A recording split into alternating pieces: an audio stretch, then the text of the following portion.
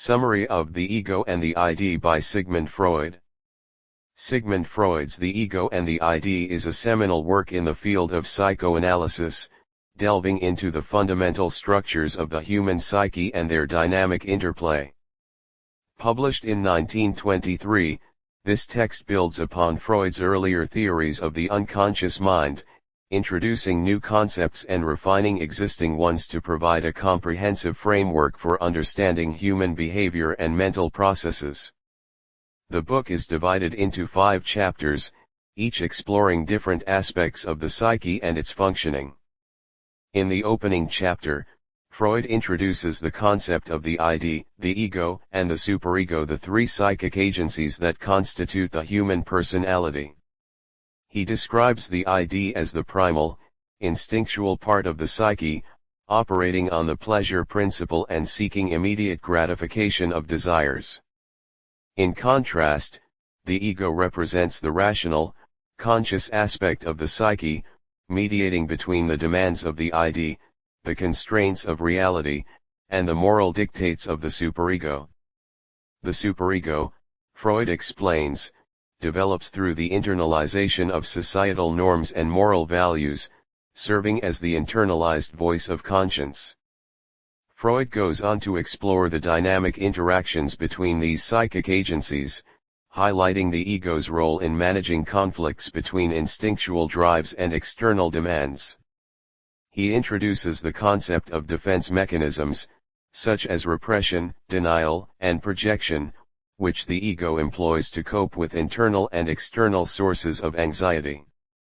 Freud argues that unconscious conflicts between the ID, ego, and superego lie at the root of neuroses and psychological disorders, shaping the individual's thoughts, feelings, and behaviors.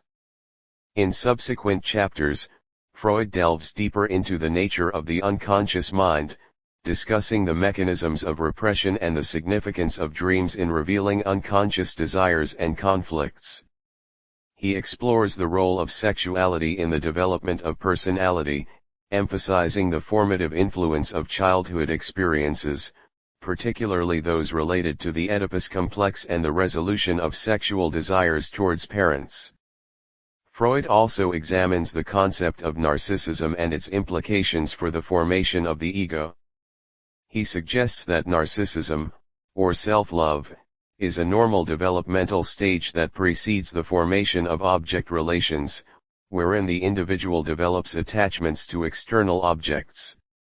However, excessive narcissism can lead to pathological states, such as narcissistic personality disorder, characterized by grandiosity, lack of empathy, and fragile self-esteem.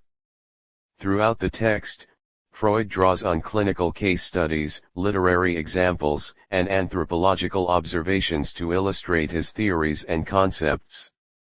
He explores the universality of unconscious processes and the cultural variability of psychic structures, acknowledging the complexities of human experience and the limitations of psychoanalytic theory.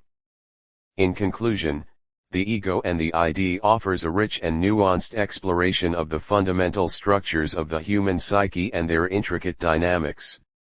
Freud's insights into the nature of consciousness, unconscious processes, and the formation of personality continue to influence contemporary psychology and psychotherapy, shaping our understanding of human behavior and mental health.